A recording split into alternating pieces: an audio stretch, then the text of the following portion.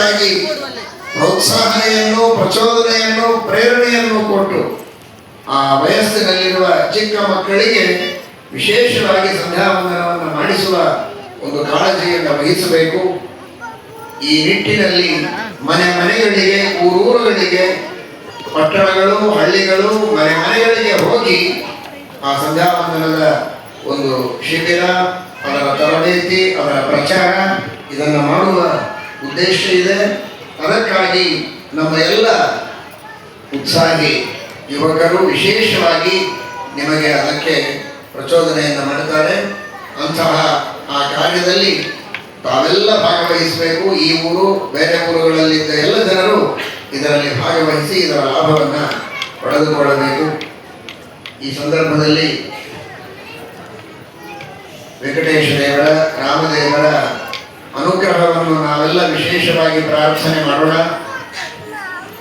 ಇಲ್ಲಿ ನಾವು ನೀವೆಲ್ಲ ಸುಖವಾಗಿ ಕುಳಿತಿದ್ದೇವೆ. ಆದರೆ ಉತ್ತರ ಕರ್ನಾಟಕದಲ್ಲಿ ವಿಶೇಷವಾಗಿ ವಿಜಯಪುರ, ಕಲಬುರಗಿ, ಅದರಲ್ಲಿಯೂ ಶ್ರೀಕಾಕೃಪಾದರ ಮೂಲ ವೃಂದಾವನ ಸ್ಥಳ ಮಳಖೇಡ, ಈ ಎಲ್ಲ ಪ್ರಾಂತಗಳಲ್ಲಿ ಭಾರೀ ಮಳೆಯಾಗಿ ಇಡೀ ಊರೇ ಜಲಾವೃತವಾಗುವ ಪ್ರಸಂಗ ಬಂದಿದೆ. ಜಲಾವೃತವಾಗಿದೆ, ವಿಡಿಯೋಗಳು ಬರ್ತಾ ಇವೆ.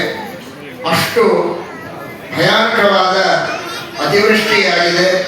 ಆ ಭಗವಂತನ ಕೃಪಾವೃಷ್ಟಿಯಾಗಿ ಈ ಅತಿವೃಷ್ಟಿಯ ಒಂದು ಏನು ಸಮಸ್ಯೆ ಇದೆ ಪರಿಹಾರ ಆಗಲಿ. ಅಲ್ಲಿರುವ ಎಲ್ಲ ಸಜ್ಜನರು, ಭಕ್ತರು ಕ್ಷೇಮದಿಂದ ಇರಲಿ, ಆರೋಗ್ಯದಿಂದ ಇರಲಿ. ಯಾರು ಮನೆ ಕಳೆದುಕೊಂಡು ಯಾವುದೇ ರೀತಿಯ ಅನಾಹುತಕ್ಕೆ ಒಳಗಾಗುವುದು ಬೇಡ ಅಂತ ಭಕ್ತಿಯಿಂದ ನಾವೆಲ್ಲ ದೇವರಲ್ಲಿ ಪ್ರಾರ್ಥನೆಯನ್ನು ಮಾಡೋಣ. ದೇವರು ವಿಶೇಷವಾಗಿ ಎಲ್ಲ ಜನರಿಗೂ, ಸಜ್ಜನರಿಗೂ ಅನುಗ್ರಹವನ್ನು ಮಾಡಲಿ ಅಂತ ಕೇಳಿಕೊಳ್ಳೋಣ.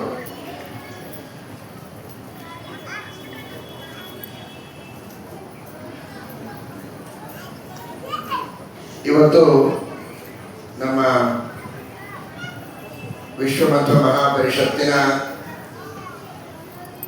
ಜಯಸತ್ಯ ಪ್ರಮೋದ ರೀತಿಯ ವಿಶೇಷವಾದ ಸೇವೆಯನ್ನು ಸುಮಾರು 30 ವರ್ಷಗಳಿಂದ ನಿರಂತರವಾಗಿ ಮಾಡಿದಂತಹ ನಮ್ಮ ವೆಂಕಟರಾಯರು ಬಹಳಷ್ಟು ಸೇವೆಯನ್ನು ಮಾಡಿದ್ದಾರೆ.